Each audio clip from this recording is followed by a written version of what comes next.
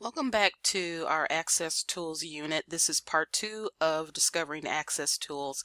In this particular module, we've been talking about the Galileo database collection and how databases act as access tool to a lot of different types of online information, whether they're magazine articles, scholarly articles, videos, newspapers, online encyclopedias, and so forth.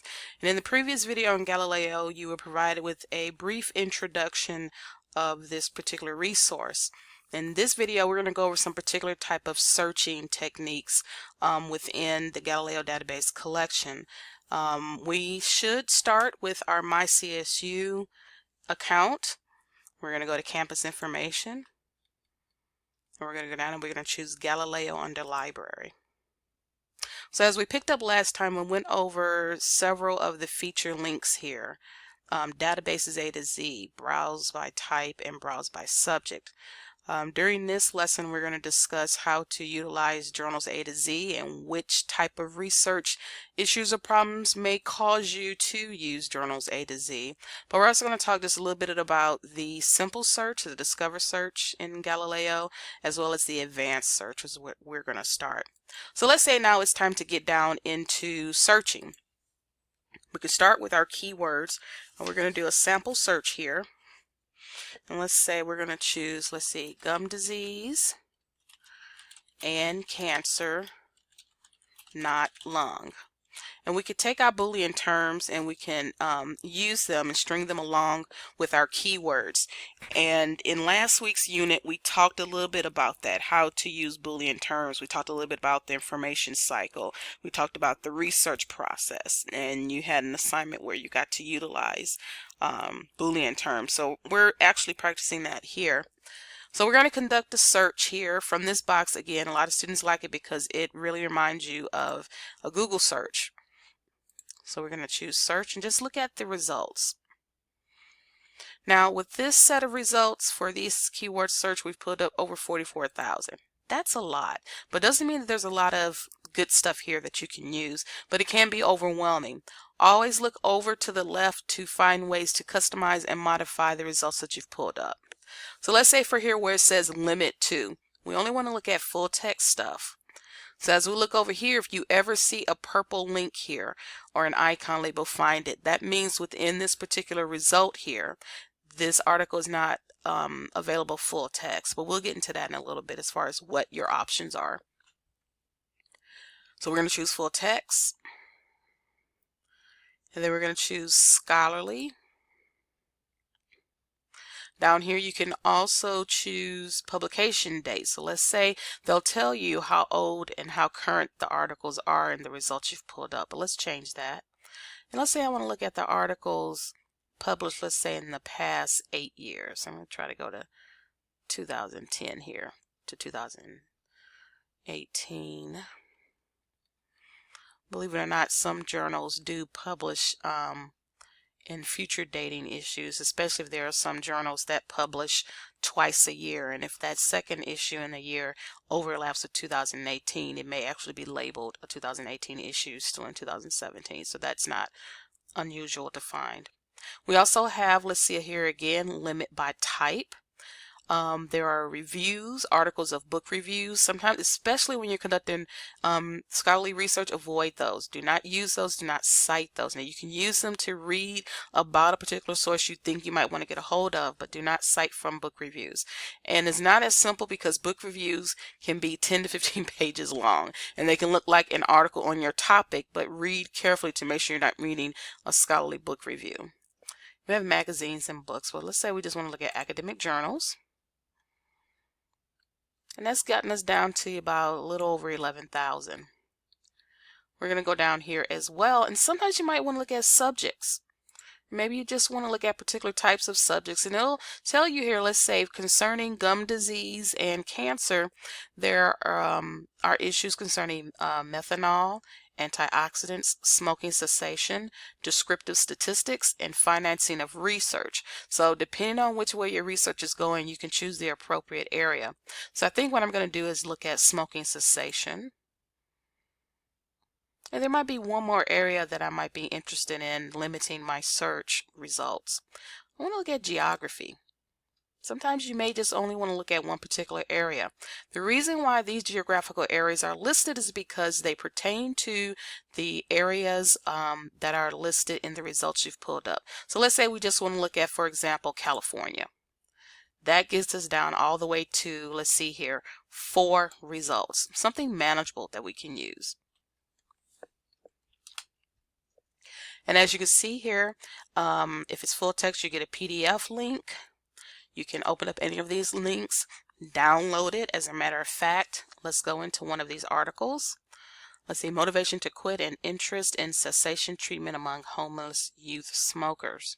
And maybe somewhere in this article, it would also talk about how it affects your health, possibly your oral health.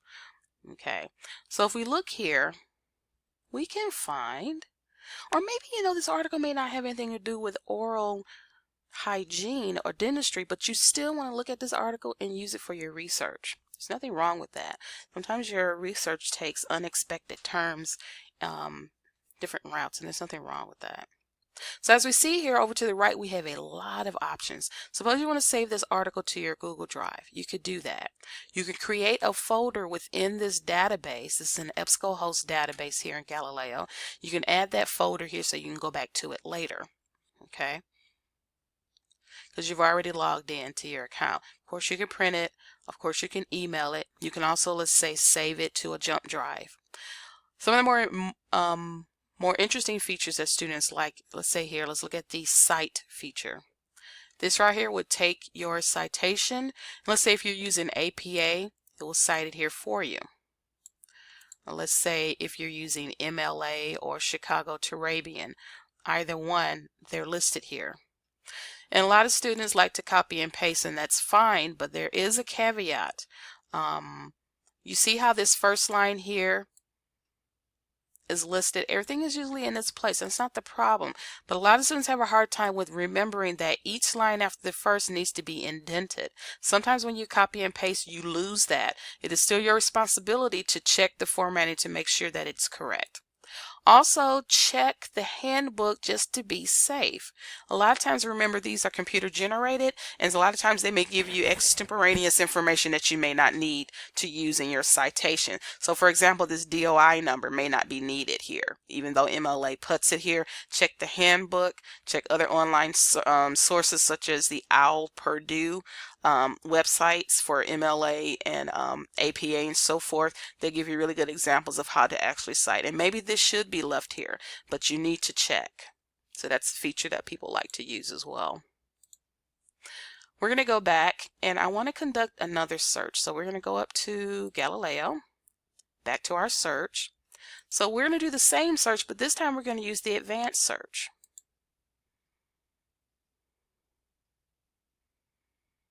With the advanced search, it allows us a lot more ways to modify our search. Now, I want you to remember something.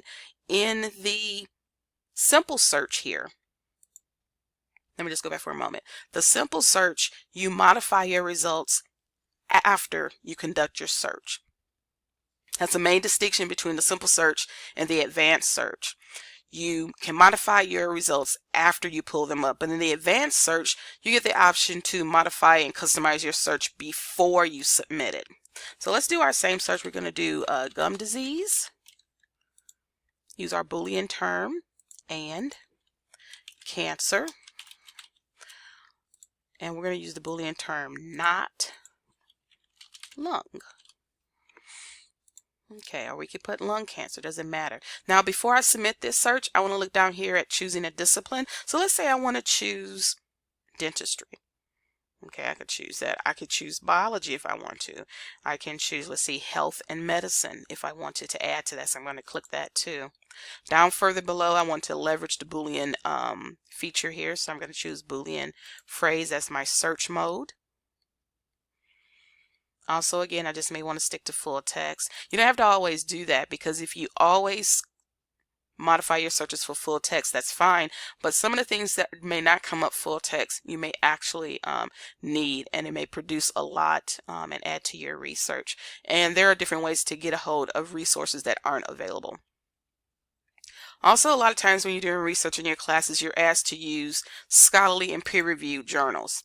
This means anything but magazine articles and newspaper articles.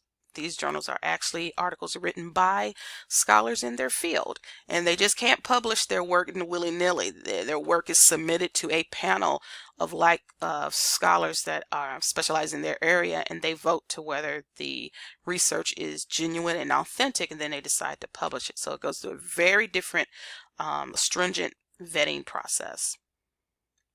So we're going to go down here again. We can choose by publication date. I'm just going to put here, let's say 2012 to 2016. That's how I put. You don't have to put month if you don't want to. And that's all I'm going to do. You have other features here that you could play with, but I'm going to leave it at this, and I'm going to choose search. So again, with this search, the advanced search, we are able to customize our search before we submit it. And we have 274. That's okay. That's good. Manageable. But we can also go back over here to the left, and we can see if there's other ways that we can kind of manage our search a little bit. Very few magazine or reviews came up, so that's not a problem. Look at subjects, see if there's anything we really want to look at in particular. So let's say I want to look at oral hygiene. Now, this did not come up in the first search that I did. So understand sometimes when you do the simple search compared to the advanced search, your results come up differently. Okay, so just pay attention. If you choose to use a simple search, just be sure you understand how it works. If you choose to use the advanced search, understand how that works. And this is, in my opinion, I like the advanced search better. So I'm going to choose oral hygiene. And it gives me 19 articles here. And if I wanted to, I can limit also by geography if I want to. But to me, that's minuscule. I'm not going to do that. Now, that means these are the articles where a geographical place has been identified in the article. Now, that gives us, let's see, 6, 7, 8. But we have 19 articles here. So in a lot of these articles, that may not be a particular important component of the research that you're looking at, which means it may not just be listed. But at least for, let's see, 8 there are. So I'm going to leave that alone. And again, articles that are full text, you can get the PDF. As I showed you earlier, let's go into one of these articles. You have your options here to the right that you can use in order to access this particular work. You get the PDF link here, do what you need to do. But also, when you're conducting research, you want to build upon the keywords that you are using. You don't want to stick with using gum disease, cancer, and lung for all of your research on this topic. The subject term field to me is always a gold mine. Look at this. Okay, gum disease, oral hygiene, pedicel flaps, dental therapeutics, treatment. I could take these terms and I can mix and match them to create another search to find even more research, to find more information. Now I want to go back to Galileo, and I wanted to talk, as I promised, about Journal A to Z. Journal A to Z search, this feature should be used if you know exactly what you're looking for. So I'm going to provide an example. Let's say you're taking a sociology class on gender and race or what have you, and you've been asked to locate the following articles in the Galileo database collections and read for class next week. And sometimes your professors will do that. They'll give you a list of supplemental reading. You may come across a book or an article that will provide you with the bibliography. You're like, I want to track down these articles and see if I can access them and use them for my research. So let's take a look. What do you do with this? Let's look at this second citation here. Let's see, the title of the article is Groucho's Girls, published in Psychology Today. That's what you need to start with first. What is the title of the publication? Psychology Today. So this is what we're going to do. Let me see. We're going to go over here to the search box. We're in the Journal A to Z, and we're going to choose Psychology Today to see if it's indexed here in the Galileo databases. And it is.